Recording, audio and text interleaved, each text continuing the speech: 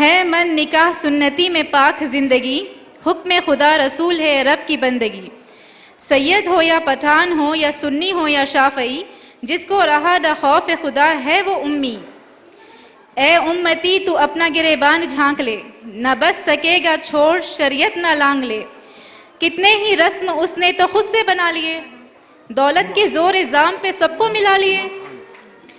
इस्लाम में जो घर का वो खव्वाम है, मगर हो फ़र्ज़ और सनन नहीं उसको रही फ़िक्र।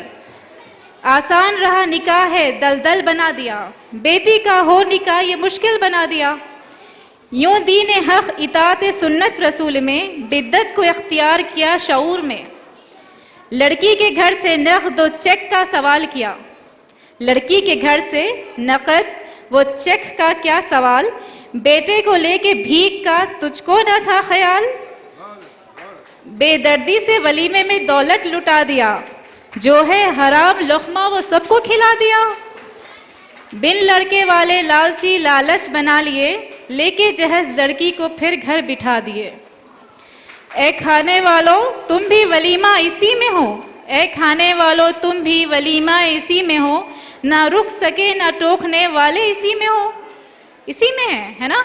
जो हम नहीं रोक पाते, हम नहीं, जिसको हम कहते हैं कि दहेज नहीं लेना या फिर लेकिन हम जाते ज़रूर है, खाते ज़रूर हैं जहाँ दहेज लिया जाता है, खाना खाते हैं। वी शुड बाइकआउट, बिकॉज हम ये बाइकआउट करेंगे तो ही फिर हम आगे बढ़ सकेंगे, उन बच्चियों को बचा सकेंगे जो सुसाइड कर रही हैं, जो डिप्रेशन का शिकार है, जो डोमेस्टिक वायलेंस में हैं, जो खुद सफ़र हो रही हैं। आपकी तरह ही है वो बहनें, है ना। वो दर्द हमने महसूस करना है, एक दूसरे का दर्द हम महसूस करेंगे तो ही हम बचा सकेंगे। और फिर मैं आखिरी दो अशार पढ़ती हूँ। रब के हुजूर में तुम्हें जाना ज़रूर है, इसको याद रखना। What is the purpose of life, क्या हमारा मकसद है दुनिया में आने का। रब के हुजूर में तुम्हें जाना ज़रूर है, इंसाफ में सज़ा तुम्हें पाना ज़रूर है। जो खुद ही घर के अज़्न शरीयत बता गए, वो अपना घर शहर जो जहन्नुम बना गए। చిన్నప్పటి నుంచి వేరియేషన్స్. ప్రెగ్నెంట్ లేడీ ఉంటే బాబే కావాలని అక్కడ వేరియేషన్. తర్వాత పాప పుడుతుంది, పాప పుట్టిన తర్వాత బాబుని ఒకలాగా పాపను ఒకలాగా పెంచుతుంటారు. బాబునైతే ప్రైవేట్ స్కూల్, పాపనైతే గవర్నమెంట్ స్కూల్, అక్కడ వేరియేషన్. తర్వాత డిగ్రీ అయిపోతుంది, బాబునైతే అదర్ కంట్రీస్కి కానీ అదర్ స్టడీస్కి కానీ అలో చేస్తారు, పాపకు మాత్రం మ్యారేజ్ చేయాలి. ఇక్కడ వేరియేషన్ చూస్తున్నారు. తర్వాత మ్యారేజ్ అవుతుంది, మ్యారేజ్ అయిన తర్వాత కూడా అక్కడ కూడా వేరియేషన్ చూపిస్తున్నారు. ఎలా? భర్త చెప్పినట్టు వినాలి, భార్యకి ఏం పవర్స్ ఉండవు. సరే, అది కాకుండా కొంతమంది జాబ్స్ తెచ్చుకుంటారు కష్టపడి, అక్కడ కూడా వేరియేషన్, మేల్ డామినేషన్ ఆఫీసెస్లో అయితే. ఇంకెక్కడ పవర్ యూజ్ చేయాలి లేడీసు. దాని తర్వాత ఒక ఏజ్ వస్తుంది, ఏజ్ వచ్చిన తర్వాత ఓల్డ్ పేరెంట్స్ అవసరం లేదు, అక్కడ వేరియేషన్. ఇంత వేరియేషన్ ఉన్నప్పుడు లేడీస్ బయటకు వచ్చి వాళ్ళ పవర్స్ ఎలా యూజ్ చేస్తారు? చేయలేరు కదా. దీనికి ఫస్ట్ నుంచే మనం వాళ్లకు కోఆపరేట్ చేయాలి, వేరియేషన్ అనేది చూయించకుండా ఉండాలి. తర్వాత వాళ్ళకి డెవలప్మెంట్స్కి అన్ని విధాల సహకరించాలి. अगर ये लड़कियां हिम्मत करके खड़े हो जाएंगे, चाहे कुछ हो जाए, मैं किसी ऐसे भिखारी से शादी नहीं करूंगी चाहे कुछ हो जाए, तो एक दिन आएगा कि ये लड़के और लड़के की माएँ भीख मांगेंगी, ये खुदकशी करेंगे। और पावर के ताल्लुक़ से नाज़िमा ने कहा कि औरत में इख्तियार होना चाहिए, लेकिन हमारी औरतें शिकायत करती हैं कि हमारे पास पावर ही नहीं है। ऐसा नहीं है। एक बच्चे ने अपनी माँ से गुस्से में कहा कि आखिर मैं कब इतना बड़ा हो जाऊंगा कि कोई भी काम अपनी मर्जी से कर सकूं। तो माँ ने कहा कि तेरा बाप अभी इस काबिल नहीं हुआ, तू कहाँ हो सकता है अभी। तो बहरहाल पावर की बात आई है।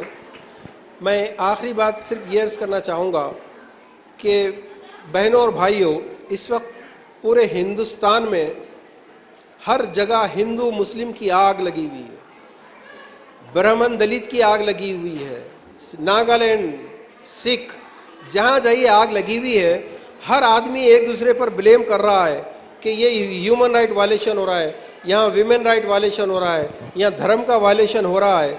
लेकिन कोई ये देखना नहीं चाहता कि हिंदुस्तान में एवरी 3rd मिनट एक लड़की डाउरी की वजह से खुदकुशी करती है।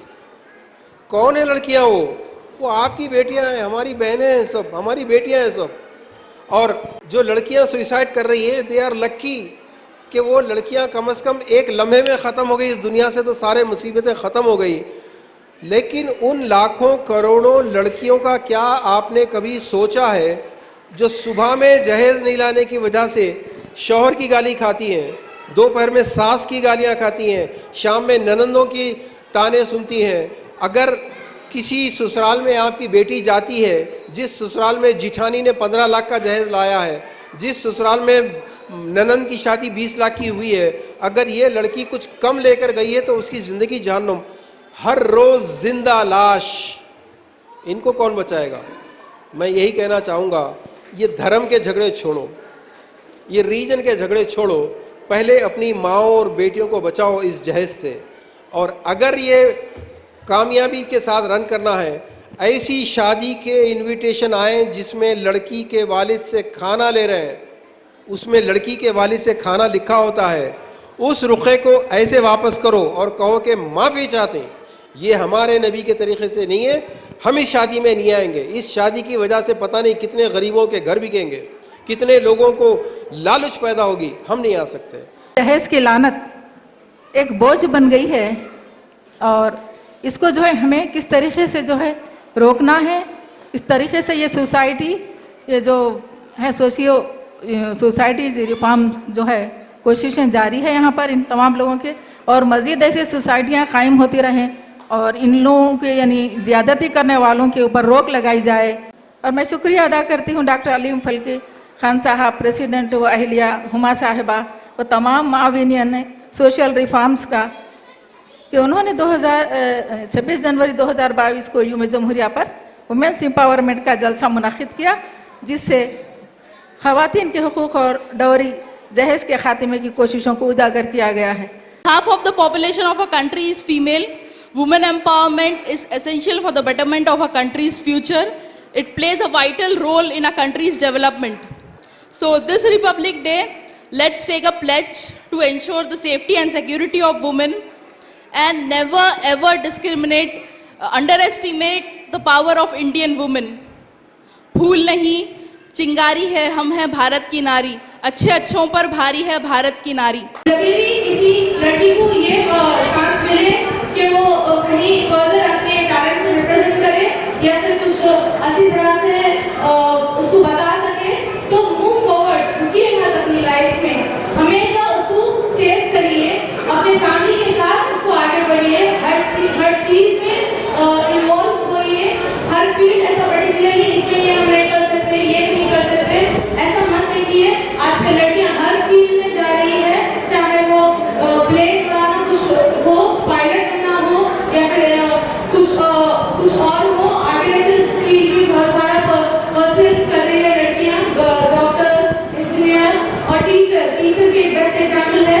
गर्ल्स फील्ड के लिए अच्छी तरह से अपने एफर्ट्स को रखिए और आगे बढ़िए। And I really appreciate and thank social reform society for conducting this such particular kind of program of women empowerment and development. Power मतलब सिर्फ ऊंचाई पे बैठना नहीं, पावर होता है रिस्पॉन्सिबिलिटी, जिम्मेदारी।